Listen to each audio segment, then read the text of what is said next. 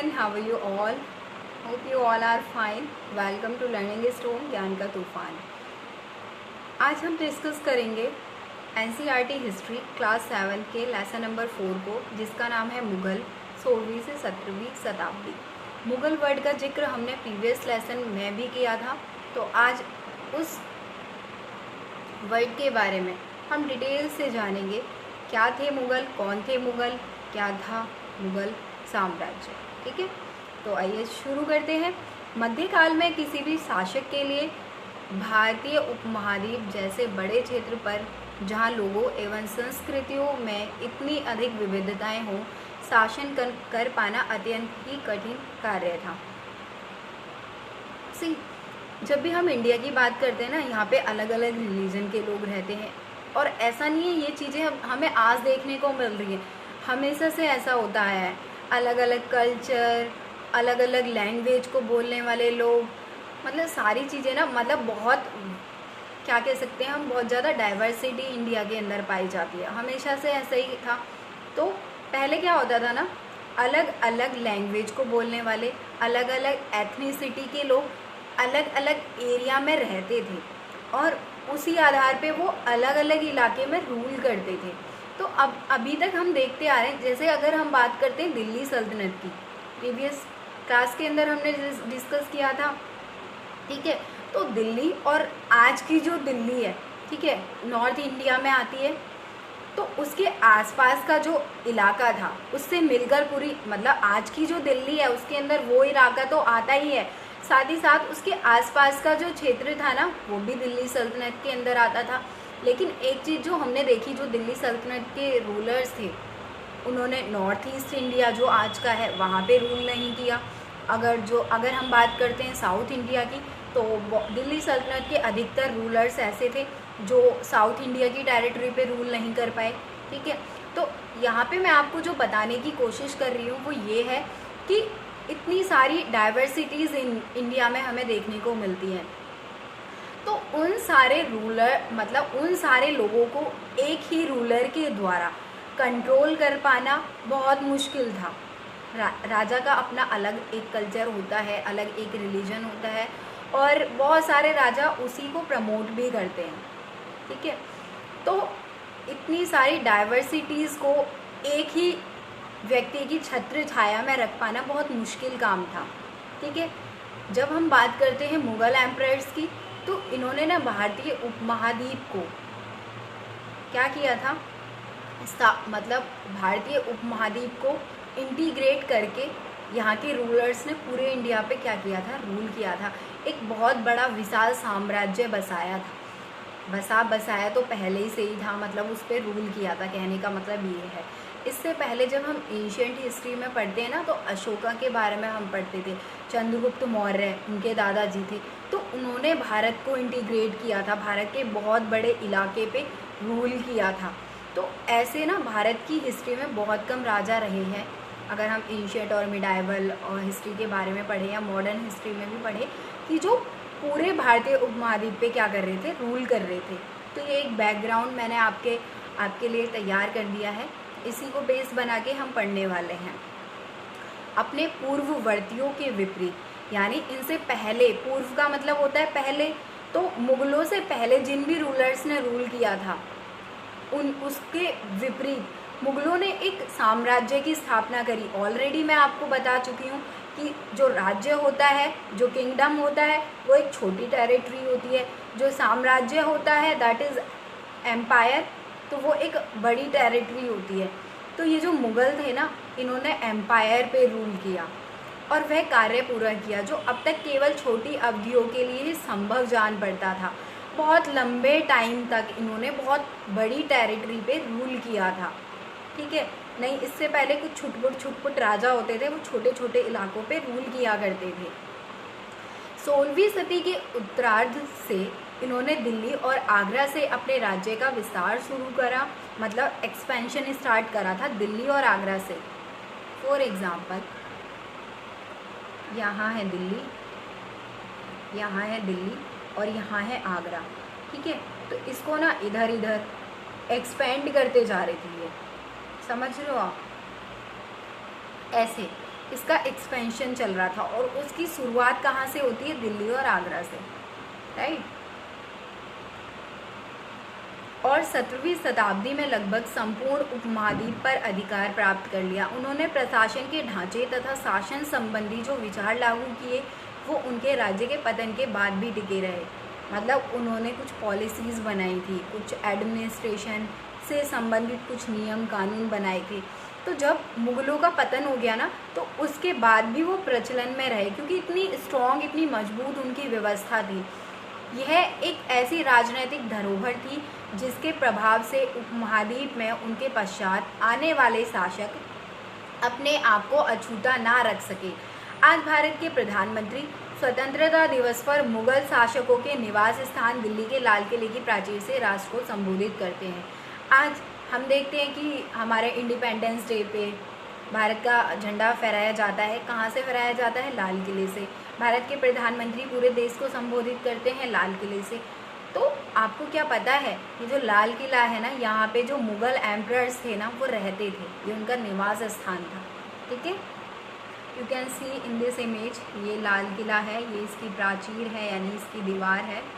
अब पढ़ते मुगल कौन थे। मुगल दो महान शासक वंशों के वंशज थे। माता की ओर से वे मंगोल शासक चंगेज़ खान, जो चीन और मध्य एशिया के कुछ भागों पर राज करता था। मंगोल शासक चंगेज़ खान के बारे में हमने प्रीवियस लेसन में भी पढ़ा था। तो कौन था ये मंगोल शासक चंगेज़ खान? ये चीन और जो सेंट्रल एशिया का हिस्सा था ना, उस पर रूल किया करता था।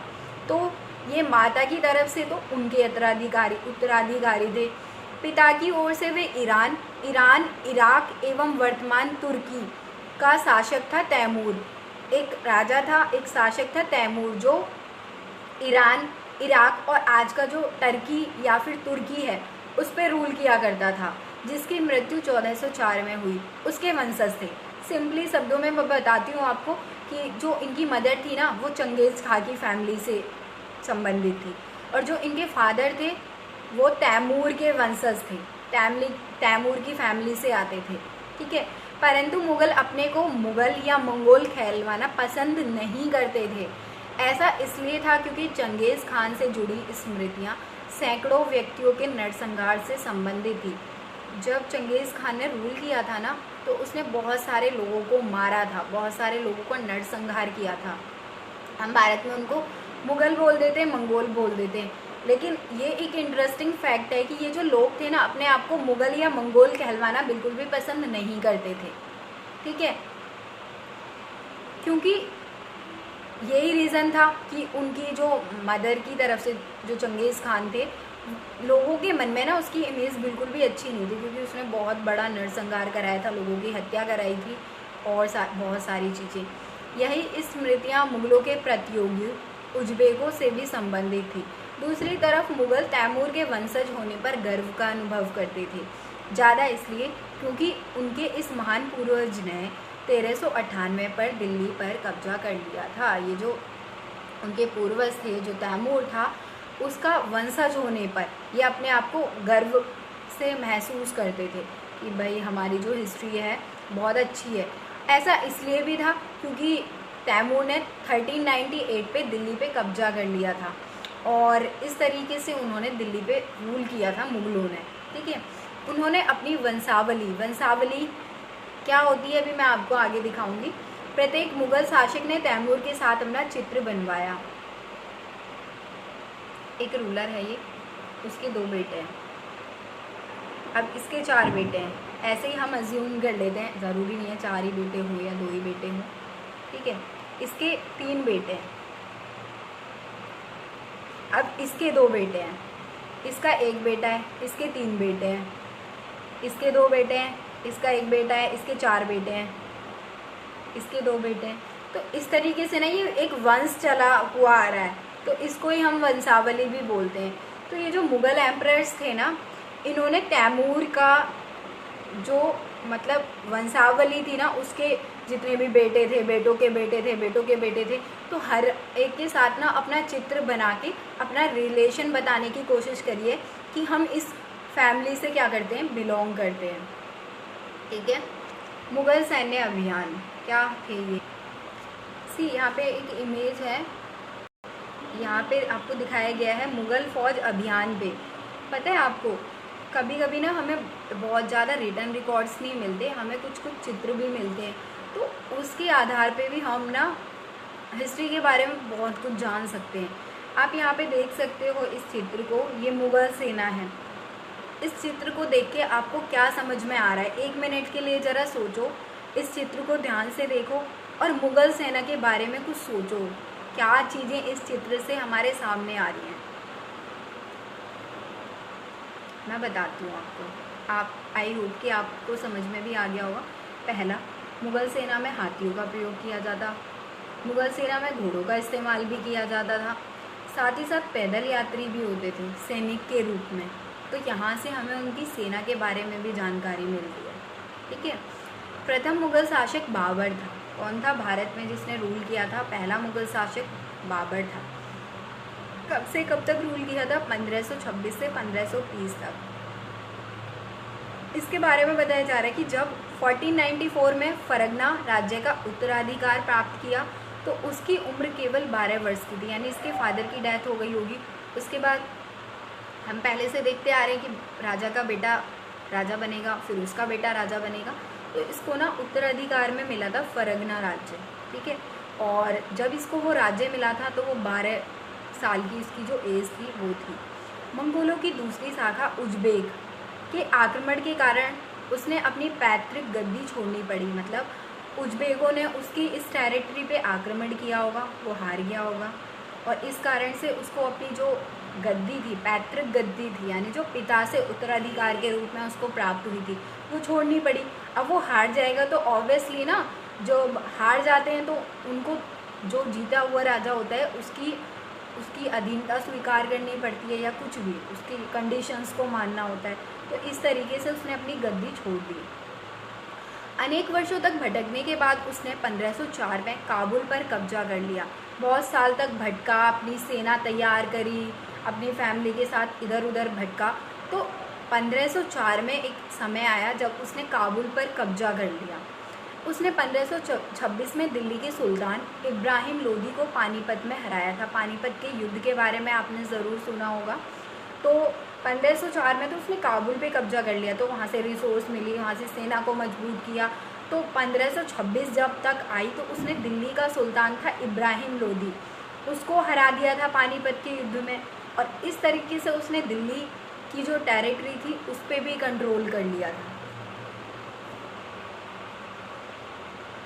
चित्र 3, 16वीं शताब्दी के युद्धों में तोप और गोलाबारी का पहली बार इस्तेमाल हुआ। बाबर ने इनका पानीपत की पहली लड़ाई में प्रभावी ढंग से प्रयोग किया। मोस्ट इम्पॉर्टेंट क्वेश्चन है ये, मैं आपको बता नहीं सकती ये क्वेश्चन कितने कॉम्पिटिटिव एग्जाम्स के अंदर पूछा गया है कि भारत में सबसे पहले तोप और गोलाबारी का इस्तेमाल किस शासक ने किया था? Answer is Babar.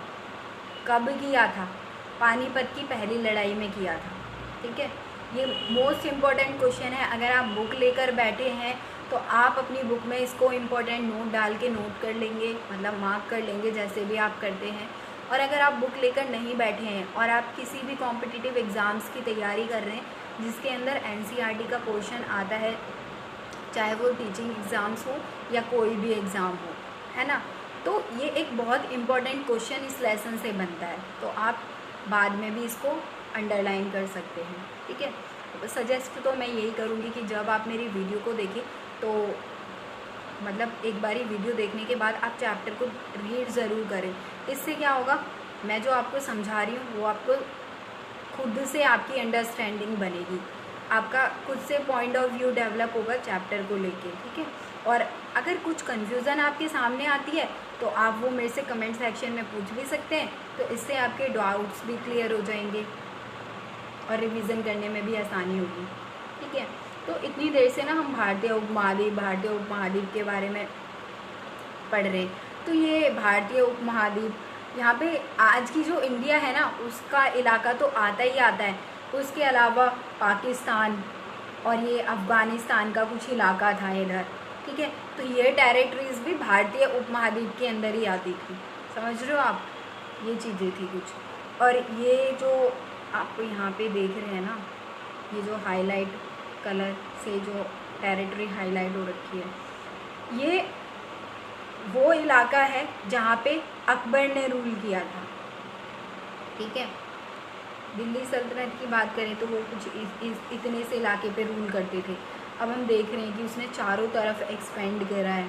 ठीक है, तो ये है उसका इलाका जहाँ पे उसने रूल किया था। उत्तराधिकार की मुगल परंपराएं। मुगल ज्येष्ठ अधिकार के नियम में विश्वास नहीं करते थे, जिसमें ज्येष्ठ पुत्र अपने पिता के राज्य का उत्तराधिकारी होता था। इसके विपरीत उत्तराधिकार में वे सहदायात की मुगल और तैमूर वंशों की प्रथा को अपनाते थे, जिसमें उत्तराधिकार का विभाजन समस्त पुत्रों में कर दिया जाता था। आपके अनुसार उत्तराधिकार का कौन सा तरीका सही था, ज्येष्ठ अधिकार या सहदायात?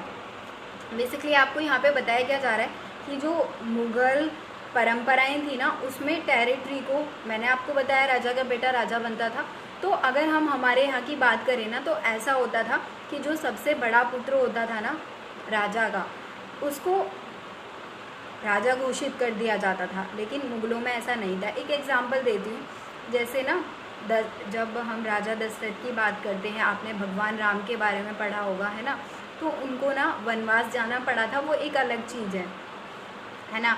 लेकिन अगर हम बात करते हैं ना, मतलब उनका उत्तराधिकारी भगवान राम को कहा गया था, मतलब भरत ने भी ना डायरेक्ट रूल नहीं किया था, उनकी चरण पादुकाओं को उन्होंने मतलब उस गद्दी पे, राज गद्दी पे बिठाया हुआ था, रखा हुआ था, मतलब संभाल के, और उनके बिहाफ पे वो रूल किया करते थे। तो ये एक ऐसा तरीका था। ज्येष्ठ का मतलब होता है बड़ा पुत्र। ठीक है, तो राजा राम जो थे वो दशरथ जी के सबसे बड़े पुत्र थे। तो हमारे यहाँ पे क्या हो रहा था कि जो बड़ा पुत्र होता था ना, उसको राजा का उत्तराधिकारी घोषित कर दिया जाता था। और लेकिन अगर हम बात करें मुगलों की, तो यहाँ पे ऐसा नहीं था। मान लो यहाँ पे क्या था, कैसा सिस्टम था टेरिटरी को बांटने का। एक राजा है, इसने इस टेरिटरी पे ये रूल कर रहा है। अब मान लो इसके 4 बेटे हैं, तो हमारे मतलब ये जो ज्येष्ठ अधिकार का जो नियम है, ये क्या बोलता है कि जो सबसे बड़ा पुत्र है ये उस राज्य का राजा हो जाएगा और अपनी प्रजा को अपनी संतान की तरह मानेगा और उसका पालन पोषण करेगा। ठीक है, ये ज्येष्ठ अधिकार का नियम बताता है। लेकिन मुगलों का ये विश्वास नहीं था। उनका क्या विश्वास था, वो किस प्रथा को फॉलो करते थे। मान लो एक राजा के 4 बेटे हैं, तो वो ना 4 हिस्सों में अपनी टेरिटरी को डिवाइड कर देते थे, और चारों बच्चों में ना, चारों पुत्रों में उसको बराबर बराबर क्या कर दिया करते थे, बांट दिया करते थे। तो ये था सहदायाद का नियम। और ज्येष्ठ अधिकार वाला मैंने आपको समझा ही दिया है। राजपूतों के साथ मुगलों की शादियाँ, ये बॉक्स में गिवन इन्फॉर्मेशन को हम पढ़ लेते हैं। आपने जोधा अकबर बहुत सुना होगा, मूवीज़ भी बनी हैं, सीरियल्स भी बने हैं। तो ये जो मुग़ल थे ना, ये राजपूतों के साथ वैवाहिक संबंध भी स्थापित करते थे। जहांगीर की माँ कछवा की राजकुमारी थी, वह अंबर, वर्तमान में जयपुर जो था ना, पहले अंबर कहलाता था। तो वहाँ के राजपूत राजा की बेटी थी। कौन? जहांगीर की माँ। ठीक है, तो इस तरीके से हम देखते हैं जहांगीर का जो पिता था वो मुग़ल था, और जो जहांगीर की माता थी वो जयपुर की क्या थी, राजकुमारी थी। वो एक राजपूत राजकुमारी थी। शाहजहाँ की माँ एक राठौड़ राजकुमारी थी, वह मारवाड़ या जोधपुर के राजपूत शासक की पुत्री थी। तो इस तरीके से हम देखते हैं कि ये जो मुग़ल्स थे ना, ये राजपूतों की पुत्रियों से वैवाहिक संबंध भी स्थापित किया करते थे। ठीक है, मुग़लों के अन्य शासकों के साथ संबंध। मुग़लों ने उन शासकों के विरुद्ध लगातार अभियान किए जिन्होंने उनकी सत्ता को स्वीकार करने से इनकार कर दिया। मतलब जो लोग ना इनकी सत्ता को स्वीकार नहीं कर पा रहे थे, इनकी अधीनता को स्वीकार नहीं कर पा रहे थे, तो लगातार टारगेट करके उनके विरुद्ध आक्रमण करते जा रहे थे। और जब आक्रमण होते हैं, जब युद्ध होते हैं, तो बहुत सारे रिसोर्सेज ख़त्म होने लगते हैं। जो हमारा राज्य है वो कमज़ोर होने लगता है, वेल्थ कम होने लगती है। तो यहाँ पे क्या हो रहा था, ये छोटे छोटे जो टेरिटरीज पर रूल करने वाले रूलर्स थे, ये तो कमज़ोर होते जा रहे थे और मुग़ल शक्तिशाली होते जा रहे थे। तो कुछ राजा ऐसे थे जो इनकी अधीनता स्वीकार नहीं करते थे, वो इनसे युद्ध करते थे। कुछ ऐसे थे कि अपने आप ही अब इनकी अधीनता स्वीकार कर लेते थे कि भैया तुम हम पे आक्रमण मत करो, हम तुम्हारी अधीनता स्वीकार कर लेते हैं।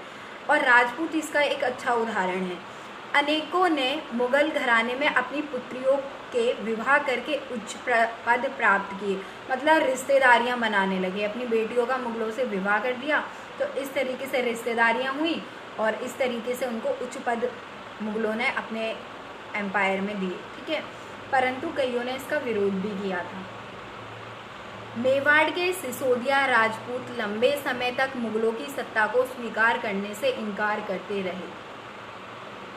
मेवाड़ के थे सिसोदिया राजपूत, ठीक है, उन्होंने मुगलों की सत्ता को बहुत लंबे टाइम तक स्वीकार नहीं किया था, चैलेंज देते आए थे ये मुगलों को। परंतु जब वे हारे तो मुगलों ने उनके साथ सम्माननीय व्यवहार किया। मतलब एक टाइम ऐसा आता है ना, मैंने आपको बताया कि हम युद्ध कर रहे हैं, युद्ध में हमारी सेना जो है वो कमज़ोर बढ़ रही है, हमारे राज्य के जो रिसोर्सेज हैं वो कम हो रहे हैं। तो एक टाइम ऐसा आया कि जो इतने सारे आक्रमण मुगलों के द्वारा हो रहे थे इन सिसोदिया राजपूतों पे, तो एक टाइम ऐसा आया कि ये लोग हार गए, फिर भी मुगलों ने इनके साथ कैसा व्यवहार किया, सम्माननीय व्यवहार किया। और उनकी जागीरें, मतलब जिस टेरिटरी पे वो रूल कर रहे थे उसको क्या बोला जाता था, जागीर या वतन कहा जाता था। वतन जागीर के रूप में वापस कर दी। मतलब मुग़ल खुश हुए कि भाई ये इतने टाइम तक हमारे सामने टिके रहे, इतने बहादुर हैं ये लोग। तो इस तरीके से उनकी जो वतन जागीर थी, उनकी जो टेरिटरी थी राजपूतों की जिस पे वो रूल कर रहे थे, वो उनको वापस लौटा दी। पराजित करने परंतु अपमानित ना करने के बीच सावधानी से बनाए गए संतुलन की वजह से वे मुगल भारत के अनेक शासकों और सरदारों पर अपना प्रभाव बढ़ा पाए। परंतु इस संतुलन को हमेशा बरकरार रखना कठिन था। मतलब यहाँ पे आपको क्या बताया जा रहा है कि अभी हम ऊपर वाले एग्जाम्पल से समझ गए कि उन्होंने ना उनकी बेइज्जती नहीं करी, वो लोग हार गए थे। मेवाड़ के जो सिसोदिया राजपूत थे ना, उनकी जागीरें उनको वापस कर दी, उनकी बहादुरी से इतने प्रभावित हुए तो उनकी बेइज्जती नहीं करी, उनको पराजित तो किया, उनकी टेरिटरी उनको वापस कर दी। तो इस तरीके से बहुत ही बेहतरीन तरीके से ये एक सिस्टम उन्होंने बनाया था। तो इस मतलब मान लो एक राजा है जिसने मुझे हरा दिया, लेकिन उसने मेरी बेइज्जती नहीं करी, मेरी बहादुरी से वो प्रभावित हुआ, मेरी टेरिटरी मुझे वापस कर दी। तो कहीं ना मेरे मन में भी एक सम्मान वाली जो फीलिंग है ना, वो उसके प्रति आ जाएगी। क्योंकि भारत के लोग ना हमेशा से ही मोरल रहे, मोरालिटी, और मतलब भारत का एक बहुत ही रिच कल्चर रहा है। एक्सेप्शंस हर जगह पे मौजूद होते हैं, हम एक्सेप्शंस को अलग रख के एक कॉमन बात कर दें। तो इस तरीके से ना उन्होंने ऐसा संतुलन वाली व्यवस्था बनाई थी। तो इस व्यवस्था के कारण ही जो मुग़ल थे ना, वो भारत पे इतने लंबे टाइम तक रूल कर पाए। समझ रहे हो आप? तो लेकिन इस संतुलन को हमेशा बरकरार रखना कठिन था। ठीक है, मान लो एक राजा ने पॉलिसी ये अपनाई, ज़रूरी नहीं है उसके बेटे भी सेम तरीके से उन राजाओं को ट्रीट करें। तो इस तरीके से ना ये जो बैलेंस वाली सिचुएशन थी ना, इसको हमेशा बनाए रखना कठिन था। अभी हम औरंगजेब और भी मुग़ल एम्परर्स के बारे में पढ़ेंगे तो हमें देखने को वहाँ पे मिलेगा कि टकराव की जो स्थिति थी ना, वो और ज़्यादा उभर के सामने आने लगी थी, क्योंकि हर रूलर इस बैलेंस की स्थिति को मेंटेन नहीं कर पाता था। मनसबदार और जागीरदार कौन होते थे? मनसबदार या जागीरदार? जैसे जैसे साम्राज्य में विभिन्न क्षेत्र सम्मिलित होते गए, मैंने आपको बताया एक्सपेंशन चल रहा था मुग़ल टेरिटरीज़ का, तो जैसे जैसे नए क्षेत्र उस एम्पायर में शामिल होते जा रहे थे, वैसे वैसे मुग़लों ने तरह तरह के सामाजिक समूहों के सदस्यों को प्रशासन में नियुक्त किया, क्योंकि बहुत सारी टेरिटरीज़ उसके अंदर जुड़ती जा रही हैं। तो एडमिनिस्ट्रेशन के लिए भी हमें योग्य व्यक्तियों की ज़रूरत पड़ेगी। तो शुरू में ज़्यादातर सरदार तुर्की या तुरानी थे, लेकिन अब इस छोटे समूह के साथ साथ उन्होंने शासक वर्ग में ईरानी, भारतीय मुसलमानों, अफ़गानों, राजपूतों, मराठों और अन्य समूहों को भी सम्मिलित कर लिया था, क्योंकि टेरिटरी एक्सपेंड करती जा रही थी। तो मुग़लों का एक छोटा सा ग्रुप था जो भारत में आए थे। तो अब टेरिटरी बहुत ज़्यादा बड़ी होती जा रही थी और जो कंट्रोल करने वाले लोग थे, जो एडमिनिस्ट्रेटर थे, वो कम होते जा रहे थे। तो इस तरीके से जो मुगल्स थे ना, उन्होंने भारतीय मुसलमानों को भी पद देने शुरू करे, राजपूतों को, मराठाओं को, ईरानियों को। तो इस तरीके से ना उन्होंने एक व्यवस्था बनाई। तो मुगलों की सेवा में आने वाले नौकरशाह मनसबदार कहलाए। मतलब ऐसे व्यक्ति जो मुगलों की सेवा में आए, मुगलों के लिए उन्होंने काम किए अलग अलग, तो वो जो नौकरशाह थे, वो जो एडमिनिस्ट्रेटर थे, उनको मनसबदार कहा गया। आज जो एडमिनिस्ट्रेशन संभालते हैं हमारा, एक तो पॉलिटिक्स वाले बंदे होते हैं। नौकरशाही दो तरीके की होती है, एक तो परमानेंट होती है और एक हमारी टेम्पररी होती है। जैसे गवर्नमेंट है, ये हमारी 5 साल बाद कोई और गवर्नमेंट आ जाती है, फिर मतलब 5-5 साल में इलेक्शन होते हैं, तो कभी कभी 10-15 साल तक एक पर्टिकुलर पार्टी की गवर्नमेंट बनी रहती है, फिर उसके बाद किसी और पार्टी की गवर्नमेंट बन जाती है। लेकिन ये जो हमारे IAS होते हैं, ठीक है, ये होते हैं हमारी परमानेंट वाली जो नौकरशाही होती है, एडमिनिस्ट्रेशन होता है, ठीक है। तो इसी तरीके से जो वहाँ पे नौकरशाह थे मुगलों के अधीन, वो क्या कहलाते थे, वो मनसबदार कहलाते थे। कि होप की चीज़ें आपको क्लियर हो रही होंगी। मनसबदार शब्द का प्रयोग ऐसे व्यक्तियों के लिए होता था जिन्हें कोई मनसब यानी कोई सरकारी हैसियत अथवा पद मिलता था। मुगल कोई हैसियत देते थे, कोई पद देते थे, तो वो व्यक्ति क्या कहलाते थे, मनसबदार कहलाते थे। यह मुगलों द्वारा चलाई गई श्रेणी व्यवस्था थी। मुगलों ने कौन सी व्यवस्था चलाई थी, प्रशासन की श्रेणी व्यवस्था, जिसमें वो मनसबदारों को नियुक्त करते थे, जिसके जरिए पद, वेतन एवं सैन्य उत्तरदायित्व निर्धारित किए जाते थे। पद और वेतन का निर्धारण जात की संख्या पर निर्भर था। क्या होता था जात, अभी मैं आपको बताऊंगी। जात की संख्या जितनी अधिक होती थी, दरबार में अभिजात की प्रतिष्ठा उतनी ही बढ़ जाती थी। मतलब तुम्हारी जात की संख्या ज़्यादा है तो तुम्हारा सम्मान, तुम्हारी प्रतिष्ठा, तुम्हारी सैलरी, तुम्हारा वेतन, वो सब बढ़ेगा। तुम्हारी जात की संख्या कम है, तुम्हारे सैनिक कम है, तुम्हारी प्रतिष्ठा कम है, मतलब ऐसा नहीं है कि बिल्कुल ही कम थी। एडमिनिस्ट्रेशन में आ रहे तो उनकी एक अपनी अलग इज्जत और अपनी एक अलग प्रतिष्ठा होती थी। लेकिन इसमें भी ना क्या थी, कैटेगरीज थी, बटे हुए थे। ज़्यादा जात वाले लोगों को ज़्यादा सम्मान मिलता था, ज़्यादा वेतन मिलता था, ज़्यादा उनके सैनिक होते थे। तो इस तरीके से जो मुगलों का सिस्टम था वो कार्य करता था। जो सैन्य उत्तरदायित्व मनसबदारों को सौंपे जाते थे, उन्हीं के अनुसार उन्हें घुड़सवार रखने पड़ते थे, ठीक है। अलग अलग पोस्ट के अलग अलग मनसबदारों को अलग अलग घुड़सवार रखने पड़ते थे।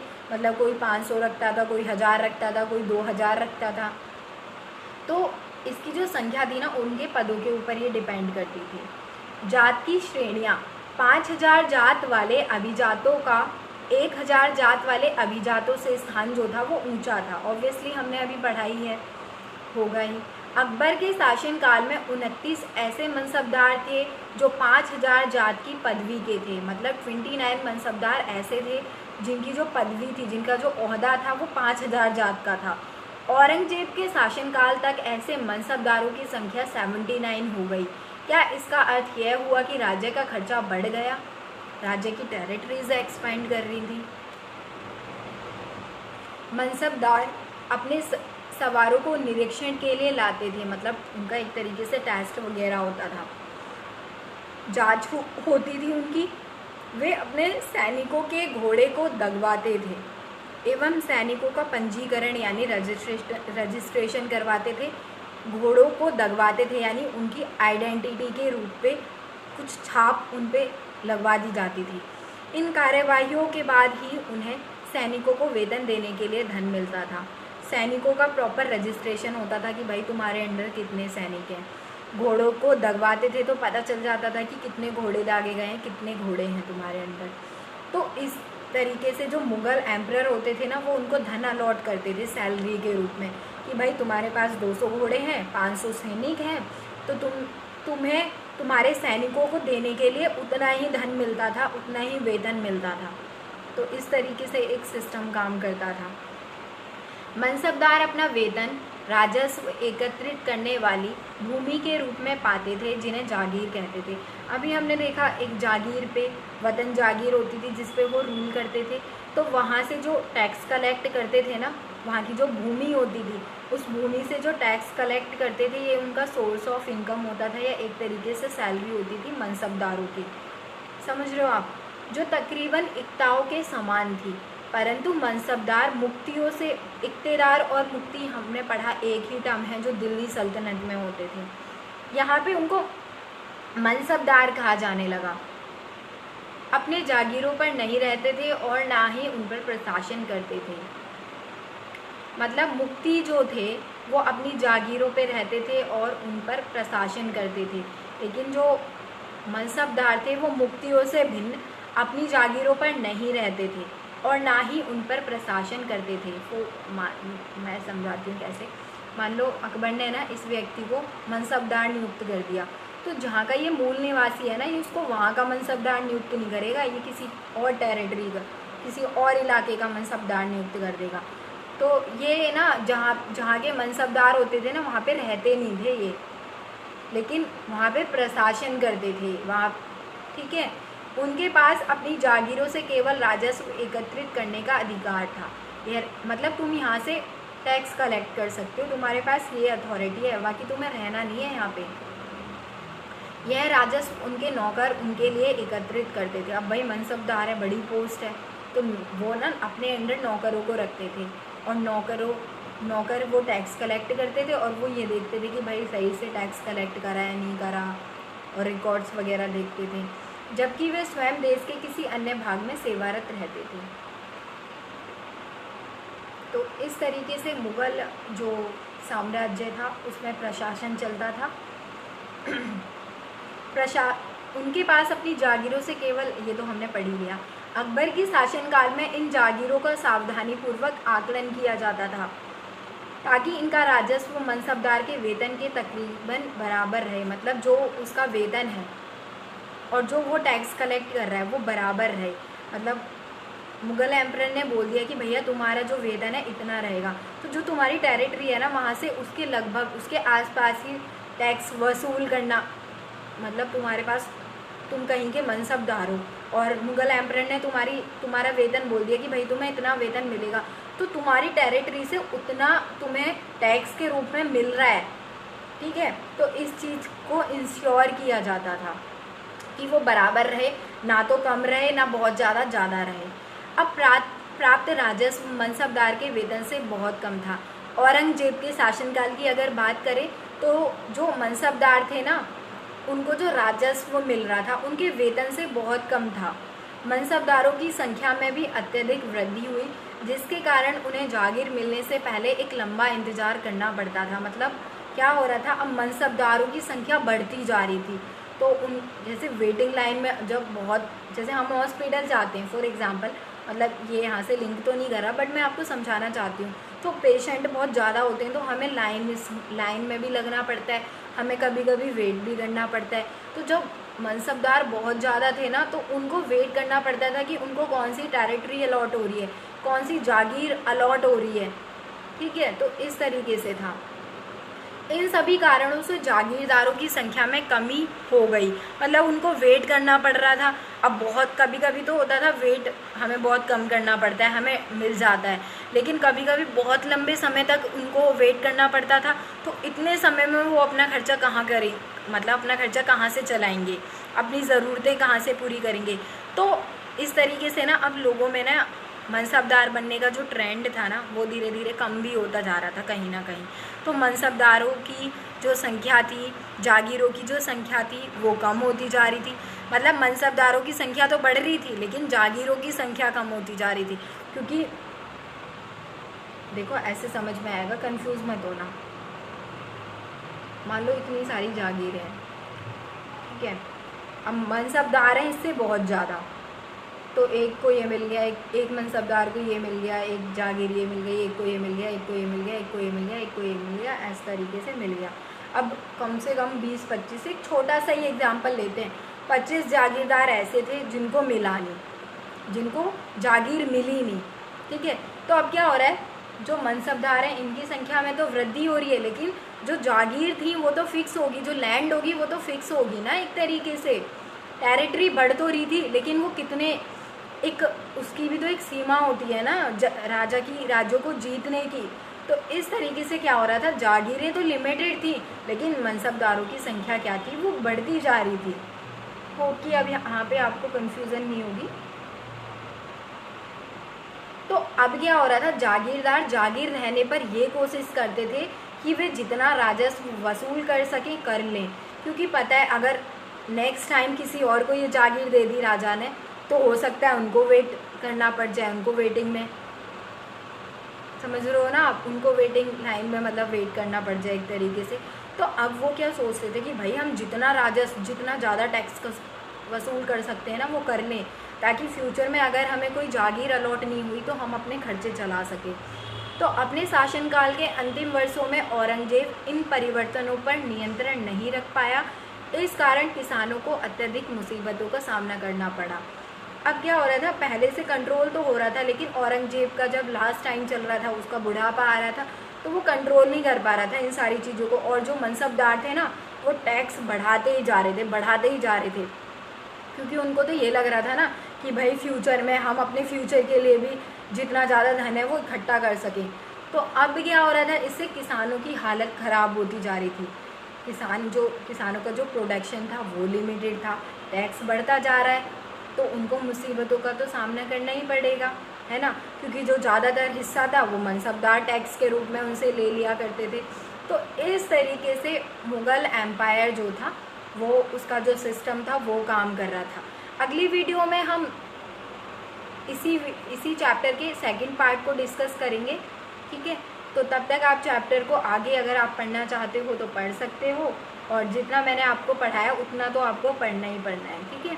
तो मिलते हैं नेक्स्ट वीडियो के अंदर, तब तक वीडियो को लाइक करिए, चैनल को सब्सक्राइब करिए और ज़्यादा से ज़्यादा लोगों के साथ शेयर करिए।